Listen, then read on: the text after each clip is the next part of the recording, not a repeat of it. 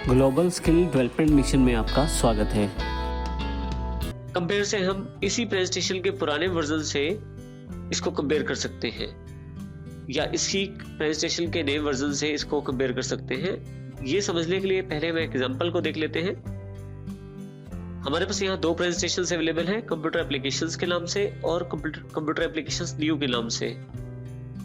Computer applications के नाम से जो प्रेजेंटेशन है वो पुरानी एप्लीकेशन है जिसमें कुछ खामियां हैं और उन खामियों को दूर करके मैंने कंप्यूटर एप्लीकेशंस न्यू के नाम से बनाया है और इसमें कुछ नई चीजें भी ऐड की हैं। अब मैं ये जानना चाहता हूं कि जो मेरी पुरानी प्रेजेंटेशन है उसमें और जो नई प्रेजेंटेशन है उनमें दोनों में क्या अंतर है। ये जानकारी मैं हमारे पास रिव्यू के अंतर्गत कंपेयर का जो ग्रुप है वहां से ले सकता हूं। इसमें देखिए, जैसे ही मैं कंपेयर पे क्लिक करता हूं मेरे पास उस फाइल की जानकारी मांगी जाएगी जिससे मैं इसे कंपेयर करना चाहता हूं, जो कि मेरे पास इसका नया वर्जन है। कंप्यूटर एप्लीकेशन न्यू के नाम से मेरे पास फाइल उपलब्ध है। जैसे ही इसे मैं मर्ज करता हूं मेरे पास यहां एक रिव्यूइंग पेन के रूप में रिवीजन पेन है वो उपलब्ध हो जाता है अलग से। इसमें मेरे उन स्लाइड्स की जानकारी है जो कि मेरे नए वर्जन की है। देखिए, जब मैं स्लाइड्स पे क्लिक करता हूं तो जो मेरे नए वर्जन में स्लाइड्स उपलब्ध हैं वो अवेलेबल हैं और जब मैं डिटेल्स पे क्लिक करता हूं तो उन स्लाइड्स के अंतर्गत जो डिटेल है वो उपलब्ध हो जाती है। यदि हम ध्यान दें तो यहाँ पे ये मेरी पुरानी स्लाइड है और ये मेरी नई वर्जन की स्लाइड है। दोनों में क्या अंतर है उसके लिए आप अगर यहाँ देखें, छोटा सा एक आइकॉन अवेलेबल है। यदि आप इस पे माउस लेके जाएं तो कमेंट के रूप में यहाँ पे जानकारी दी गई है कि क्या बदलाव किए गए हैं पुरानी और नई स्लाइड दोनों में।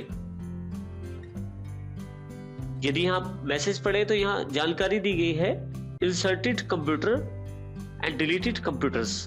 जो नई स्लाइड है उनमें कंप्यूटर वर्ड को डाला गया है और जो कंप्यूटर्स वर्ड था उसको डिलीट कर दिया गया है। और यदि मैं यहाँ क्लिक करता हूं तो मेरे पास यहाँ पे देखिए, यहाँ पे जानकारी दी गई है इंसर्टेड कंप्यूटर और डिलीटेड कंप्यूटर्स। यदि मैं चाहता हूँ जो चेंजेस है उसको इस प्रेजेंटेशन में मर्ज करना तो मैं यहाँ क्लिक कर सकता हूँ, इंसर्टेड कर सकता हूँ या डिलीटेड भी कर सकता हूँ और इस तरह से मैं इसका प्रयोग कर सकता हूँ।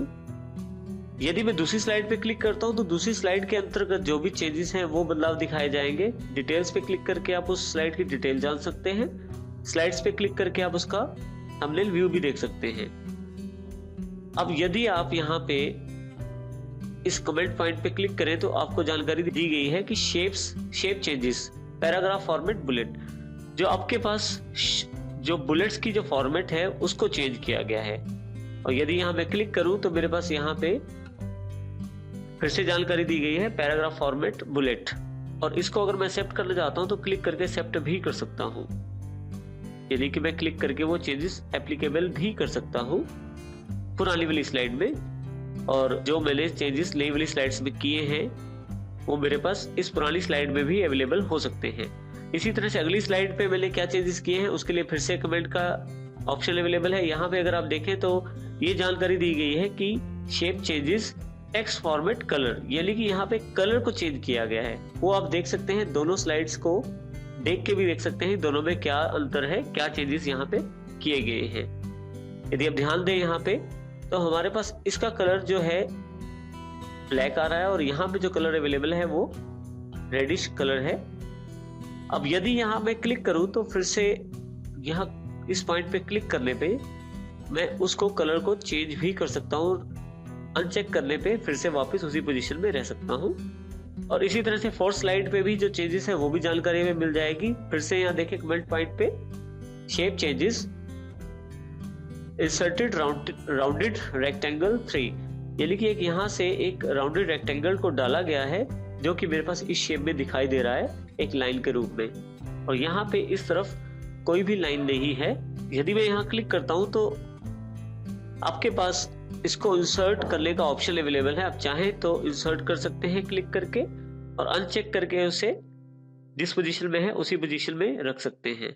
इसी तरह से अगर यहाँ नीचे ध्यान दें तो यहाँ पे क्लिक करें, आपके पास यहाँ नई स्लाइड में एक नोट डाला गया है जबकि पुरानी प्रेजेंटेशन में नोट ये अवेलेबल नहीं है। ये कमेंट हमारे पास इसकी जानकारी भी यहाँ दे रहा है।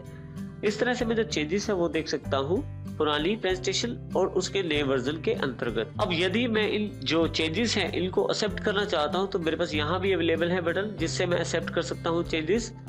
यहाँ कॉर्नर पे नीचे क्लिक करने पे मैं यहाँ changes accept all changes to the current slide, अगर मैं चाहूँ तो सभी चेंजेस जो मेरे पास स्लाइड ऑल है वो उसमें कर सकता हूँ। इसके अतिरिक्त पूरी प्रेजेंटेशन के जितने भी चेंजेस हैं वो भी एक साथ में एक्सेप्ट कर सकता हूँ। इसी तरह से अगर आप चाहें तो कुछ रिजेक्ट भी कर सकते हैं, अगर आप रिजेक्ट करना चाहते हैं। यदि आप चाहें तो नेक्स्ट करके आप अगला जो चेंजेस है उसको देख सकते हैं, जैसे हम बारी बारी से स्लाइड्स पे देख रहे थे। इसी तरह से प्रीवियस से आप पिछले चेंजेस को सिलेक्ट कर सकते हैं, और अगर आप एंड रिव्यू करना चाहते हैं तो यहाँ से एंड रिव्यू भी कर सकते हैं। जैसे आप यस करते हैं रिव्यू एंड हो जाता है।